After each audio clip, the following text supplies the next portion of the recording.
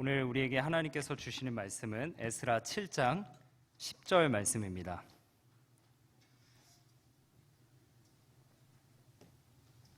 에스라 7장 10절 말씀입니다. 제가 가진 성경 구약 718면입니다. 제가 먼저 읽겠습니다. 이 일 후에 바사왕 아닥사스다가 왕위에 있을 때 에스라라 하는 자가 있으니라. 그는 스라야의 아들이요 아사랴의 손자요 힐기야의 증손이요 살룸의 현손이요 사독의 5대 손이요 아이둡의 6대 손이요 아마랴의 7대 손이요 아사랴의 8대 손이요 무랴요의 9대 손이며 스라히야의 10대 손이요 우시엘의 11대 손이요 붓기의 12대 손이요 아비수아의 13대 손이요 비느하스의 14대 손이요 엘르아살의 15대 손이요 대제사장 아론의 16대 손이라.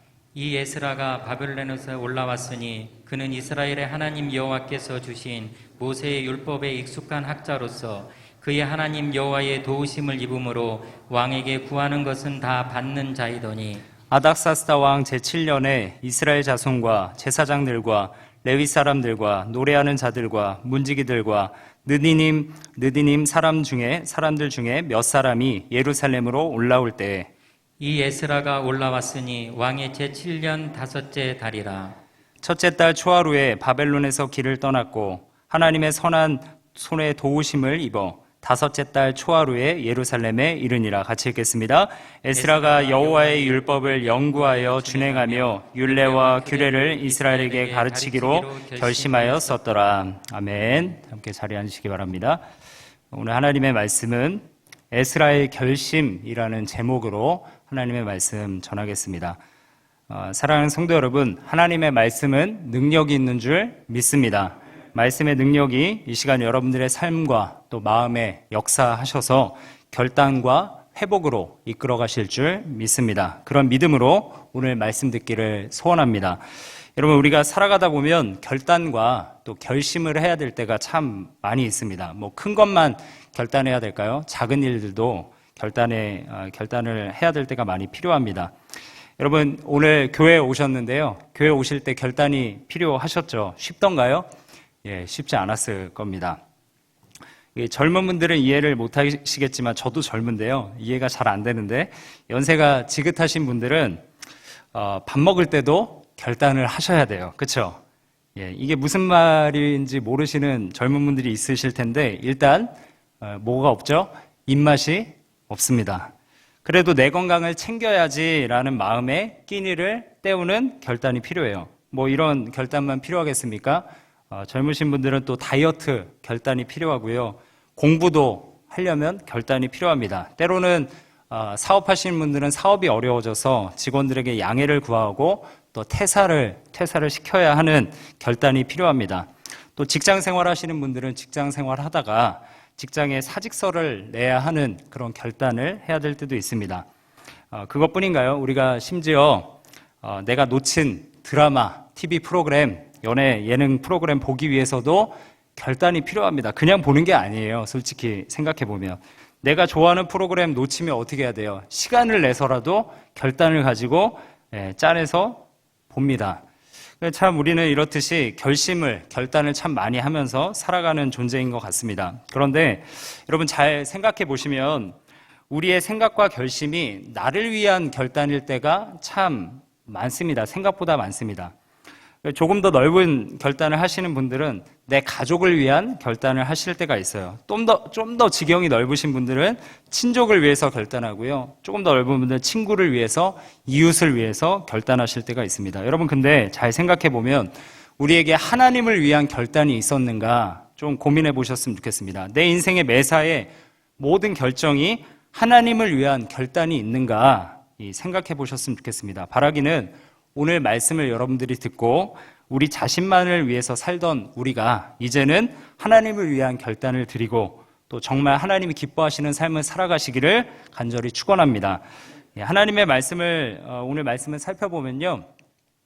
하나님의 말씀을 듣지 않고 여전히 자신들의 소견대로 옳은 대로 행하는 이 백성들, 하나님의 율법을 거부했던 이 이스라엘 백성들이 바벨론이라는 지역에서 70년의 포로 생활을 지냈습니다. 이제 하나님이 약속하셨어요. 70년이 차면 너희들을 다시 이 땅으로 복귀시키겠다, 귀환시키겠다 말씀하셨습니다.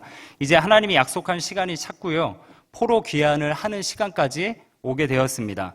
이 포로 귀환을 했는데 이제 1차 포로 귀환을 다 마쳤습니다. 수룹바벨을 중심으로 해서 1차로 돌아온 귀환자들이 하나님을 중심으로 신앙을 회복하고 또 성전 건축을 시작했습니다. 그리고 성전을 건축하는 것을 시작으로 또 1차 귀환을 마쳤고요. 또 건축을 다 마무리 지었습니다. 사명을 다 마친 거죠. 그러고 나서 이제 10년의 시간이 지났습니다. 그 시점이 바로 오늘 우리가 말씀을 읽은 에스라의 시점입니다. 그러니까 총 80년의 시간이 지나는 동안에 에스더 사건이 있었습니다. 이 10년 사이에 에스더, 우리가 잘 알고 있는 느헤미야 다음 에스더죠. 에스더 사건이 여기 사이에 들어가는 겁니다. 그러니까 6장과 7장 사이에 에스더 사건이 있다고 보시면 될 것 같습니다. 여러분, 에스더 사건 잘 아실 거라 생각됩니다. 유대인들이 말살되려고 하는 그때에 누가 하나님의 부르심에 순종합니까? 에스더라는 여인이 하나님께 순종을 합니다. 그리고 하나님의 말씀 앞에 서고자 하는 유대인들이 있었고, 또 모르드게라는 에스더의 삼촌이 비롯해서 그들이 금식하며 하나님 앞에 서고자 했던 그런 역사들을 우리가 잘 알고 있죠. 그래서 하나님의 선하신 손이 유대인들을 보호하셨습니다. 약속하신 자신의 백성들을 계속해서 이어가는 역사가 진행되고 80년이 지나고 나서 이제 오늘 에스라서 7장부터 제2차 포로 귀환이 시작되는 겁니다. 포로 귀환이 다 아직 끝나지 않았습니다. 2차 이후에도요, 3차 귀환이 느헤미야를 통해서 이루어지게 됩니다. 오늘은 그러니까 2차 귀환이 시작되는 시점입니다. 제2차 포로 귀환의 리더는 에스라였습니다. 이 에스라는 성경에서 장황하게 설명을 하고 있는데 그를 소개합니다. 그는요, 누구였냐면 대제사장 아론의 16대 손입니다. 여러분, 이게 자손 저는 김수로 왕의 김의 김씨거든요. 75대 손인가? 대손도 까먹었어요. 제 아버지한테 혼날 것 같은데. 입니다. 그러나 이 에스라는요, 대제사장, 그것도 아론의 16대 손입니다. 그러니까 우리는 그가 레위 지파였다라는 것을 알게 되고요. 아론의 아들들로서 그가 제사장의 직분을 감당하고 있었다라는 것도 알게 됩니다. 우리가 또 하나 살펴봤으면 좋겠는데요. 7장 1절을 한번 보겠습니다. 7장 1절. 이 일 후에 바사왕 아닥사스다가 왕위에 있을 때에 에스라라 하는 자가 있으니라. 그는 스라야의 아들이요 아사라의 손자요 hil기야의 증손이요. 여기서 나오는 이제 아닥사스다라는 왕은요, 에스더 시대에 있었던 왕이었던 아하수에로 왕을 여러분들이 아실 거예요. 그 귤을 내밀었던 에스더에게 그 왕의 아들입니다. 아닥사스다. 그러니까 아하수에로 왕은 크세르크세스였는데 그 사람의 아들입니다. 그러니까 그의 아들 아닥사스다가 왕으로 있었을 때 이 에스라가 존재를 했던 겁니다.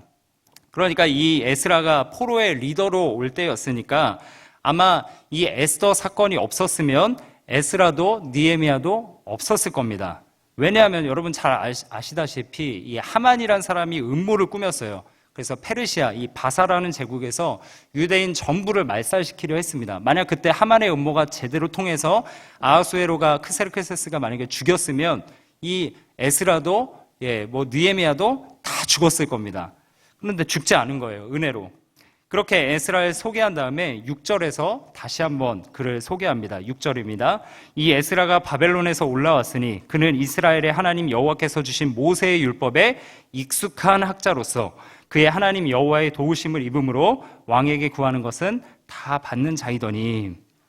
여기서 모세의 율법에 익숙하다, 모세의 율법에 익숙한 학자다라는 것은요, 하나님의 율법, 이 모세의 율법이 단순히 지식적으로만 아는 것이 아니라 그 율법에 행하는 것, 순종하는 것에도 익숙했다라는 말입니다. 그러니까 에스라는요, 그가 아는 율법대로 살고 있었던 사람이에요. 가르치기만 한 사람이 아닙니다. 이것이 익숙한 학자였다라는 말의 뜻입니다.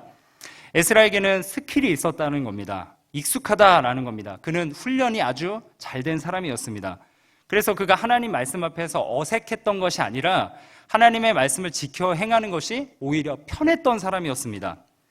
하나님의 말씀에 따라 사는 것이 훈련이 잘 되어져 있고 익숙하기 때문에 하나님의 율법을 오히려 거스르는 것이 오히려 그에게 불편했던 거예요. 여러분 잘 아시다시피 예수님 시대에 이 바리새인이나 서기관들처럼 그냥 머리로만 알고 입술로만 가르치는 그런 자가 아니었습니다. 그는 하나님의 말씀을 연구하면서 훈련하고 공부하고 익숙하도록 연구하며 훈련하며 살아가는 그런 사람이었던 겁니다. 그래서 이것이 증거가 되죠. 증명이 되죠. 어떤 말씀으로요? 오늘 우리가 읽었던 것처럼 그가 모세의 율법에 익숙한 학자로서 그는 하나님의 여호와의 도우심을 입음으로 왕에게 구하는 것을 다 받는 자이더라. 이렇게 말하고 있습니다. 오늘 이 말씀 중에서 저는 익숙한 학자다라는 말씀에 좀 집중하기 원합니다. 여러분도 집중해서 한번 들어보시기 바랍니다. 에스라가 이제 2차 포로 기한의 리더로서 예루살렘에 올 때 하나님께서는 그저 평범한 사람, 그냥 너 할래? 이렇게 하신 게 아닙니다. 누구를 세운 겁니까? 이 율법에 익숙한 학자, 행하던 학자를, 연구하던 학자를 리더로 세웠다는 겁니다. 성경은 그를 학자 겸 제사장으로 소개를 합니다. 그는 아론의 16대 손이라고 말씀드렸고 제사장의 직분을 감당했습니다. 그것뿐만 아니라 율법에 대해서도 철저하게 자신의 삶을 두고 있었던, 말씀 앞에 이 말씀의 율법에 내 삶을 두고 있었던 그런 사람입니다. 이 사람이 와서 이제 결심하는 것이 있었다는 거예요. 바로 오늘 10절 말씀입니다. 이 사람이 결심했던 것을 한번 지켜볼까요? 10절, 에스라가 여호와의 율법을 연구하여 준행하며 율례와 규례를 이스라엘에게 가르치기로 결심하였었더라. 이 10절 앞에 보면 원어로 보면요, 히브리어 단어 키라는 게 있습니다. 근데 그거는 해석이 잘 안 됐어요. 우리 한글 개역판에는. 키라는 단어가 등장하는데 키라는 단어의 뜻은 뭐냐면요, 무엇을 위하여. 그러니까 이 10절이요, 무슨 목적이 있다는 겁니다. 이런 겁니다. 에스라가 그냥 그가 2차 귀환에 함께 온 이유가 바로 10절이라는 거예요. 그냥 그게 온 게 아닙니다. 그냥 뭐 포로들 따라서 온 게 아니고요, 아무런 생각 없이 귀환한 게 아니라 귀환하는 목적이 있었는데 그 목적을 밝혀주는 게 오늘 10절 말씀입니다. 에스라가 귀환하는 목적은 율법을 가르치는 겁니다. 그래서 자기에게 결심하는 것이 있었는데요, 오늘 이 세 가지를 살펴보면 첫 번째는요, 그는요 율법을 연구하기로 작정했습니다. 이 연구하다라는 단어는 말씀을 펴놓고 하나님께 묻고 답을 찾아가는 작업을 이야기합니다. 하나님의 말씀을 놓고 그냥 읽는 게 아니에요. 그냥 마구잡이로 그냥 들리는 대로, 우리 성경 통독할 때 들으시죠? 뭐 설거지할 때 그냥 틀어놓고 설거지하면서 말씀 읽어야지 이렇게 하는 게 아니라는 거예요. 이게 무슨 뜻인지를 분명하게 하나님께 묻는 겁니다. 이 단어가 무슨 의미입니까? 하나님, 묻는 겁니다. 이 말이 왜 여기에 기록되어 있죠? 하나님, 뜬금없이 여기에 왜 들어와 있죠? 끊임없이 캐묻는 겁니다. 계속해서 캐묻고 캐물으면서 연구하는 과정 가운데 하나님의 말씀의 뜻을 찾아가던 학자가 에스라였습니다. 그러니까 에스라는 지금 이 결심을 하고 있는 거예요. 율법에 익숙한 학자로서 익숙한 것만 지켜 나가는 자가 아니라 철저하게 계속 묻겠다라는 겁니다. 하나님의 말씀을 연구하는 데 있어서 게으르지 않겠다라는 결심을 지금 하고 있는 겁니다. 두 번째 결심은 뭐였냐면요, 준행하기로 결심합니다. 하나님의 말씀을 연구하면서, 즉 이 묻고 답을 찾아가면서 깨닫는 만큼 내가 순종하겠다, 행동하겠다 결심을 하는 겁니다. 그냥 머릿속에서 깨달아서 설교거리를 제가 찾고요, 그 다음에 설교한 본문을 채택해서 그냥 가르치기만 하면 되겠지, 이런 게 아니라 자기 스스로가, 설교자 스스로가 살기로 결심을 하는 거예요. 하나님의 말씀을 깨닫는 대로 준행하겠다라는 것이죠. 하나님께서 내게 알려주시는 대로 나는 행동하겠다, 이런 결심을 하는 겁니다. 그리고 세 번째 결심이 있습니다. 세 번째로 이어지게 되는데 이 결심은 뭐냐면요, 이 깨달은 말씀을, 그리고 내가 준행하는 말씀을 이제 백성들에게 가르치겠다라는 결심을 하는 겁니다. 이 가르치다라는 것은 여러분 그냥 강의하는 게 아닙니다. 세미나 여는 게 아닙니다. 여기서 가르친다는 말은 무슨 뜻이냐면 훈련시키다라는 말입니다. 그러니까 내가 익숙해질 뿐만 아니라 그들에게도 익숙해질 때까지 계속해서 에스라가 훈련시키겠다라는 겁니다. 그들이 하나님의 말씀에 익숙한 자가 되도록 계속해서 자기는 가르치고 훈련시키고 지키는 삶을 살겠다라는 겁니다. 마음속 깊이 결심한 겁니다. 단호하게 결심한 겁니다. 이게 바로 제사장 겸 하나님의 말씀에 익숙한 학자 에스라가 귀환하는 포로에서 돌아오는 리더로 선 이유였습니다. 주님께서 에스라를 부르셔서 그를 세우신 이유가 바로 이거였어요.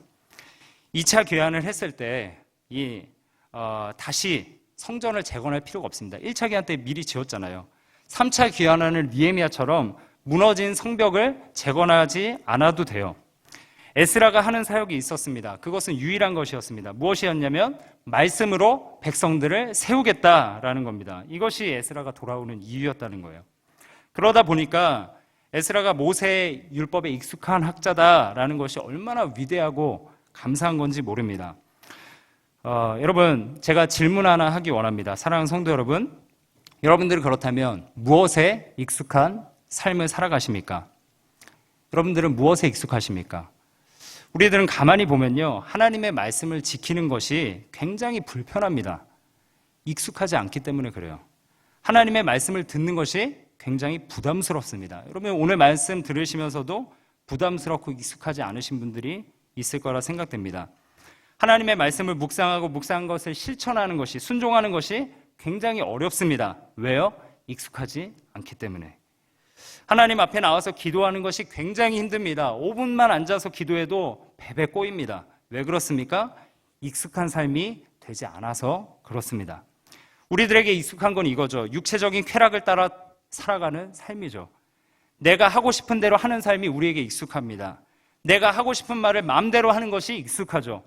내 혀가 불의의 혀가 되고 내가 하고 싶은 말을 막 쏟아내는데 익숙한데, 오히려 거룩한 말을 하고 덕을 끼치고 남을 세워주는 말을 하고 은혜 끼치는 혀 되기는 굉장히 낯간지럽습니다. 익숙하지가 않아요. 여러분, 한번 생각해 보세요. 내가 은혜로운 말을 뱉어놓고 자기 스스로도 닭살이 돋습니다. 왜 그렇죠?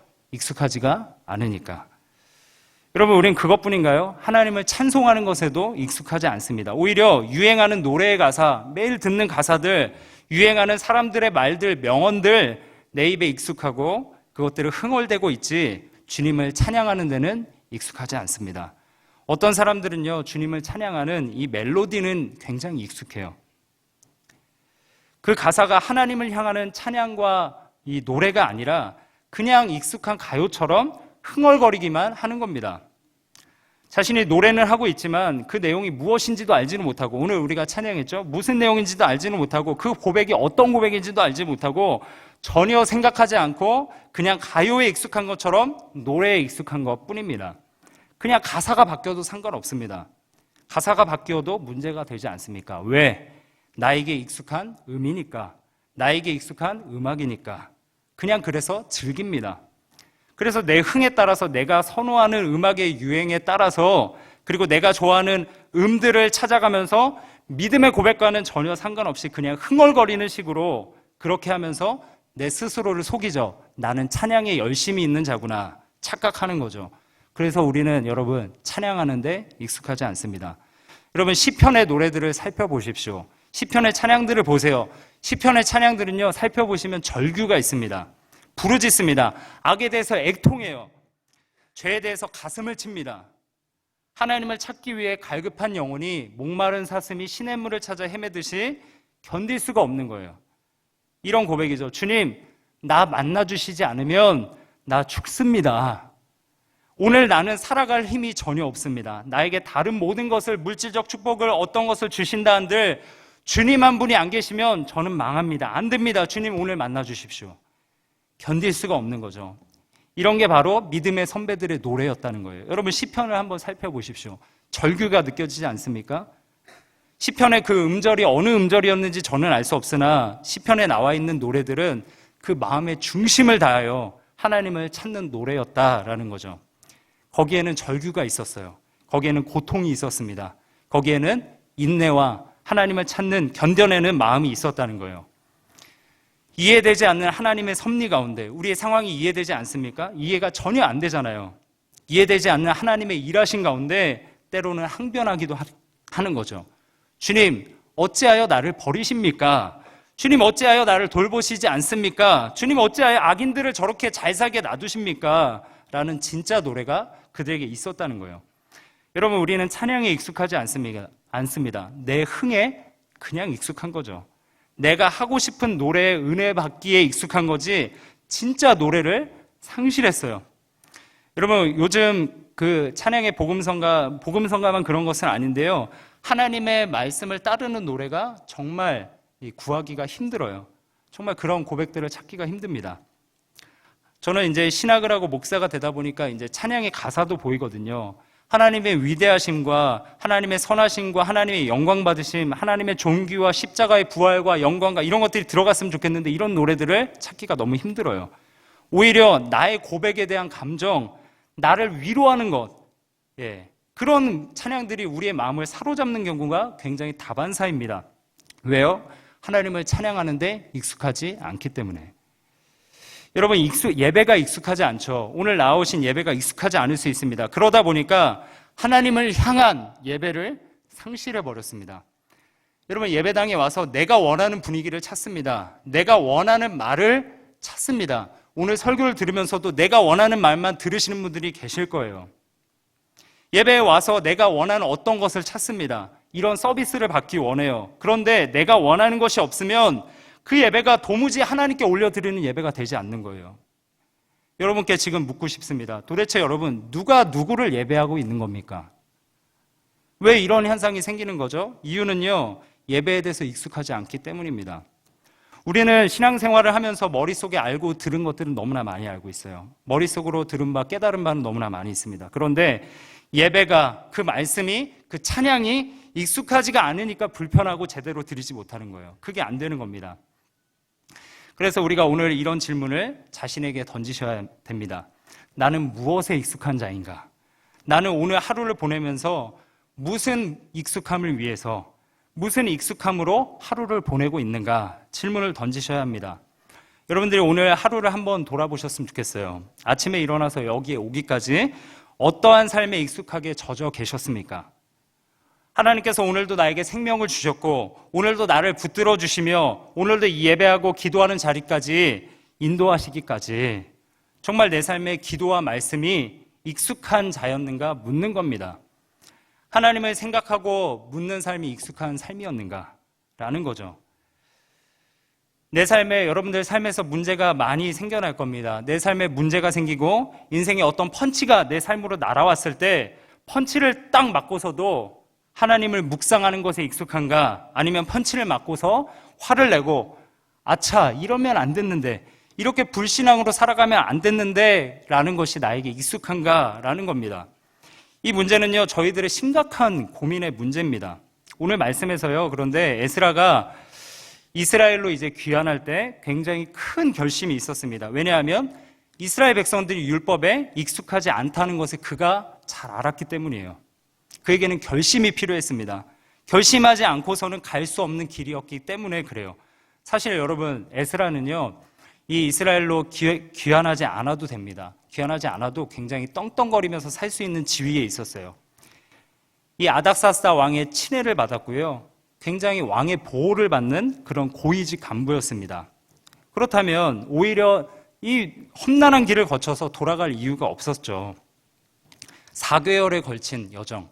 제가 이 책을 보니까 이 이스라엘 백성들이 그 바벨론에서 출발한 그 지점부터 이스라엘까지 1,400km 정도 된다고 합니다. 저도 이제 천리행군을 해봤는데요.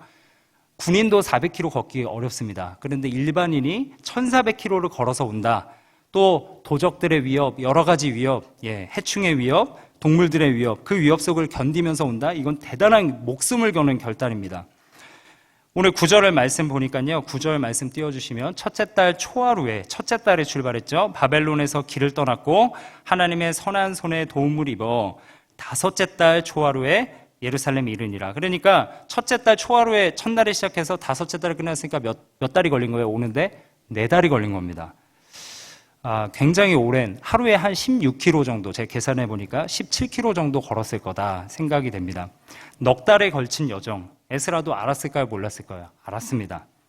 그런데 넉 달에 걸쳐서 돌아와야 하는 이 위험한 여정에 들어섰던 이유는 단 하나, 자기가 율법을 연구하고 율법을 지키며 여호와의 율법과 율례를 이스라엘 백성들에게 가르치기로 결심하였기 때문이었어요. 백성들을 하나님의 말씀에 더욱더 익숙하게 하기 위해서 주의 말씀으로부터 멀어진 이스라엘들을 제대로 건축하기 위해서 그는 결심하고 출발한 겁니다. 저는 오늘 이 말씀을요, 그냥 이것이 목사님의 결단이구나 이렇게 생각하시지 마시고요. 수인교회 성도님들 여러분들이 결단하시는 이 결단이 되기를, 이 결단이 계속해서 반복되기를 축원드립니다. 여러분 생각해 봤으면 좋겠어요. 내게 익숙한 것이 무엇인가? 내가 정말 묻고 찾아야 할 답이 무엇인가? 내가 정말 준행하고 따라야 할 것이 무엇인가? 가르치고 전파해야 될 것은 무엇인가? 여러분 우리 스스로 정말 결심이 있어야 되지 않겠습니까? 나는 정말 진리를 붙들고 있는 자인가? 나는 정말 영원한 것, 하늘의 것을 찾고 있는 자인가? 나는 그 진리를 위해서 달려가고 있는 자인가? 나는 이 코로나 시대, 너무나 어려운 시대에 진리에 갈급해하며 몸부림치고 있는가? 질문을 던지셔야 된다는 거예요. 여러분 요즘 코로나 때문에 참 힘든 시간을 우리가 보내고 있습니다. 이 전염병이요, 그런데 한두 번 온 게 아니더라고요. 제가 이렇게 살펴보니까 저도 겪었지만 예전에 뭐가 왔죠? 이 메르스라는 거 기억하시죠? 메르스라는 전염병이 우리나라를 위협한 적이 있었습니다. 그런데 생각보다 빠르게 사라졌어요. 또 뭐가 있었죠? 에볼라 바이러스라고 있었습니다. 이게 우리나라에 들어올 뻔했습니다. 에볼라 바이러스. 이건요, 정말 위험한 질병입니다. 다른 전염병은 항체가 생기면 들어왔다 나가는데요. 그러나 에볼라는 들어왔다 나가도 몸에 굉장히 많은 이상이 남습니다. 에볼라는 그리고요, 어떤 병이냐면 몸에 구멍이라는 구멍에서 피가 다 쏟아져 나오는 그런 병이에요. 그런데 그때 참 감사하게도 우리나라는 그냥 넘어갔어요. 감사했지만 위험했습니다. 그것뿐이었습니까? 사스라는 중국에서 발생된 이 사스, 이거는 공기 중에 전파되는 전염병이었죠. 굉장히 위험했습니다. 그런데 잘 넘어갔어요. 그때 그런 얘기 있었죠. 우리나라는 김치의 면역력이 좋다. 이런 이야기 들으셨죠? 또 그것뿐이었습니까? 광우병 파동도 있었습니다. 그때 광우병 때문에 나라가 난리가 났었어요, 정말로. 그런데 무뎌져서 지금은 어떻게 하죠? 여러분들 미국산 쇠고기 안 드시나요? 다 드시죠. 싸니까요. 맛있잖아요. 그런데 지금 코로나라는 질병은요, 쉽사리 사라지지가 않습니다. 공포감이 굉장히 많아요. 길어지면 길어질수록 이거 언제 끝나지? 이러다 계속 가는 거 아니야? 경제 회복 안 되는 거 아니야? 이렇게 생각하죠. 백신을 맞고 있는데요, 또 이게 부작용이 얼마나 많은지, 20대 어떤 사람이 맞았는데 장이 괴사가 됐더라, 이런 이야기를 들으니까 우리의 마음이 참 어렵고 두렵습니다. 여러분, 우리에게 다가오는 이 메르스, 사스, 광우병 공포, 코로나 공포와의 싸움에서 우리가 정말 깨달아야 할 것은 무엇일까요? 여러분, 솔직하게 제가 말씀드리면, 여러분, 사람은요, 한 번은 죽습니다.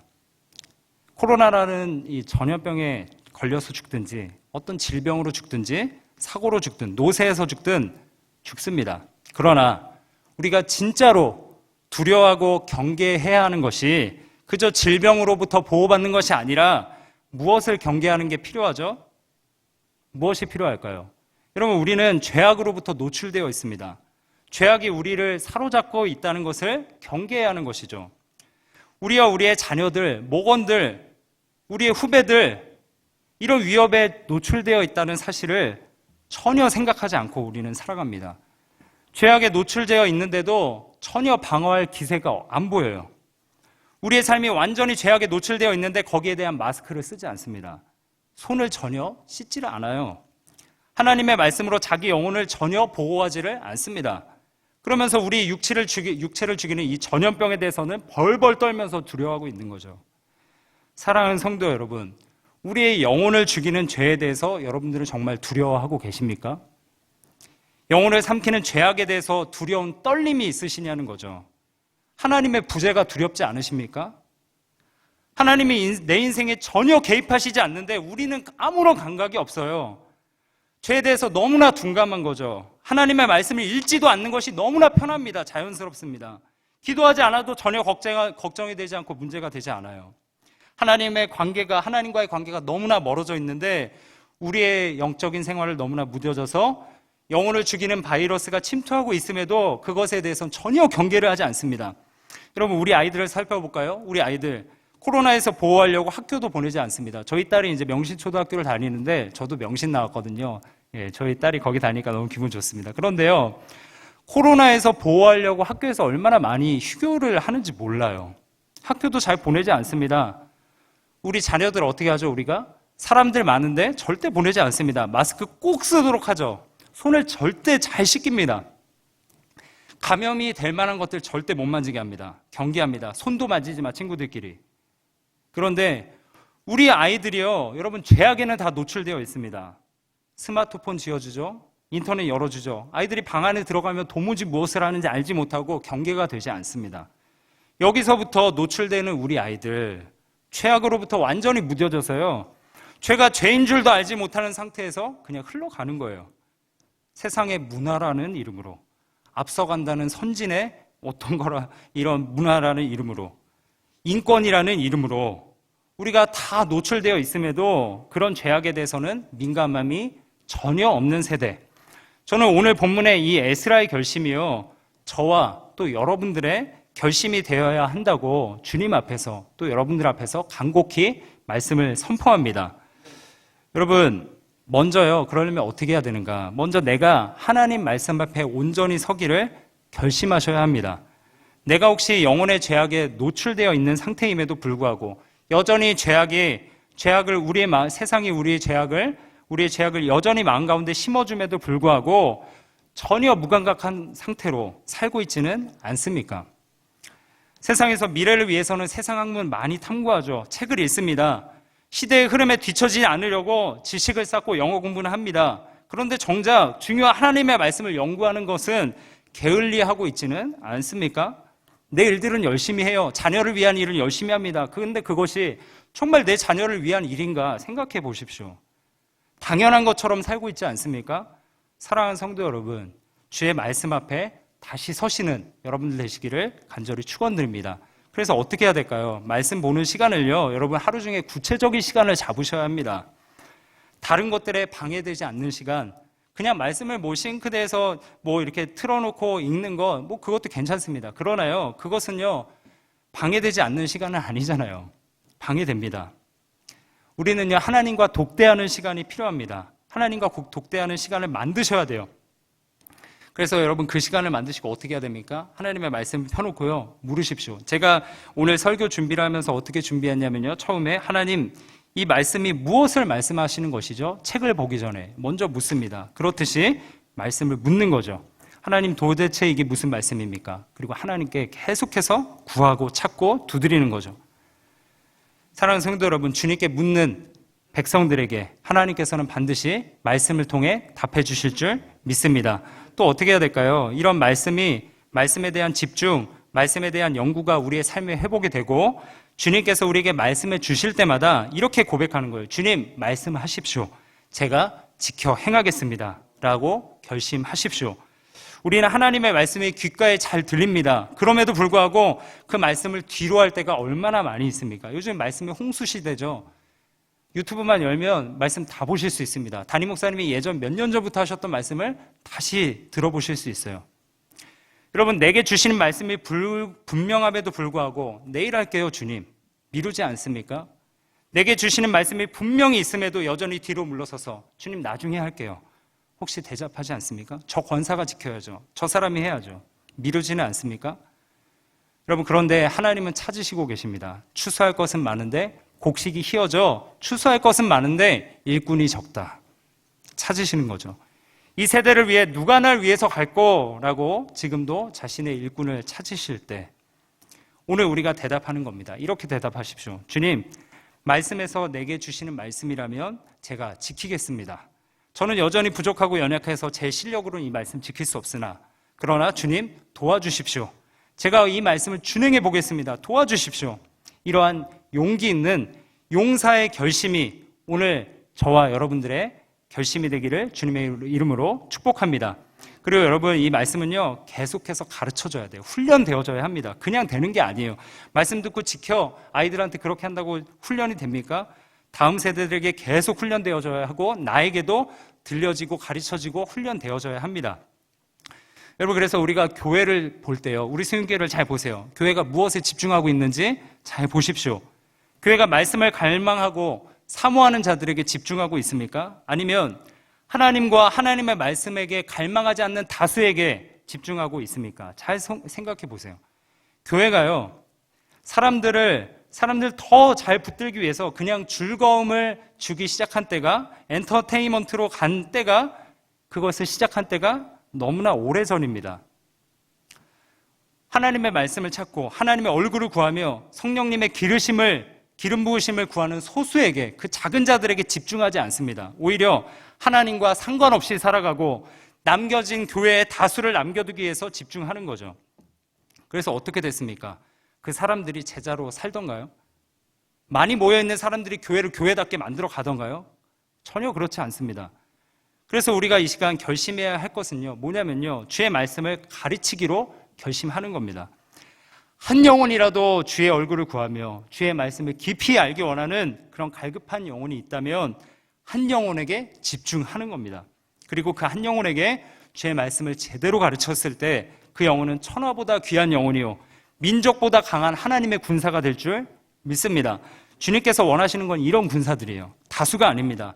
이런 군사들이 모여서 지금 한국교회가 다 쓰러져 간다고 하는데, 이 시대 에스라처럼 올라오는, 정말 하나님을 향해서 달려나오는 귀환하는 그들을 통해서 하나님께서 이 시대를 부흥시키실 것이라 저는 확신합니다. 여러분들도 믿으시죠? 여러분, 그 사역에 여러분들이 서시기를 간절히 축원합니다. 저는 오늘 이 주일 아침 예배하는 우리가 이 에스라의 마음의 결심을 가지고 주님의 선한 도우심을 받아서 이 길을 끝까지 걸어가실 수 있기를 주님의 이름으로 축원드립니다. 그래서 오늘날 이 대한민국의 상황을 보세요. 무너져가는 이때 우리가 구해야 할 것이 무엇인가? 내 것만을 구하지 마십시오. 나의 안일함만을 구하지 마십시오. 내 이름의 명예만을 위해서 살지 말고, 내 이름 석자, 세 글자 남기기 위해서 행하지 말고, 그저 내 앞에 있는 편리함과 안락함과 내 앞에 있는 돈, 내 앞에 있는 세상적인 그런 조금이라도 더 얻기 위해서 발버둥 치지 마시고, 그렇게 애쓰는 삶이 아니라 나를 이 땅에 보내셔서 이루시는 하나님의 광채, 나를 통해서 이루시기 원하시는 하나님의 영광, 나를 통해서 이루시기 원하시는 하나님의 영광, 나라, 이것에 대해서 주목하고 인생을 살아가기 시작하신다면 지금까지는 여러분들이 보시지 못했던 놀라운 일들을 여러분들이 보게 될 줄 믿습니다. 에스라를 통해서 하나님이 이스라엘을 세우셨어요. 에스라를 통해서 이스라엘 백성들이 건설되었습니다. 그랬던 것처럼 하나님께서 오늘날 우리를 통해서 진짜 교회가 세워져가는 현장이 저와 여러분들이 서 있는 이 수인교회 현장 가운데 일어나기를 간절히 축원합니다. 여러분, 그러하기 위해서 우리가 결단해야 됩니다. 그냥 되는 게 아니에요. 우리 수인교회 부흥을 위해서 늘 기도하시죠. 그런데요, 제가 이런 말씀 드리지만 물론 뜨겁게 기도하셔야 됩니다. 그러나 결단이 필요합니다. 행함이 필요합니다. 그런 행함이 우리의 삶에 있기를 간절히 축원드립니다. 우리 10절 말씀을요 한번 읽어보고, 이 말씀 우리 결단하는 마음으로요 한번 읽어보고 말씀을 마치도록 하겠습니다. 10절 말씀 같이 읽겠습니다. 시작. 에스라가 여호와의 율법을 연구하여 준행하며 율례와 규례를 가르치기로 결심하여 썼더라. 오늘 이 결심이 저와 여러분들의 결심이 되기를 간절히 축복합니다.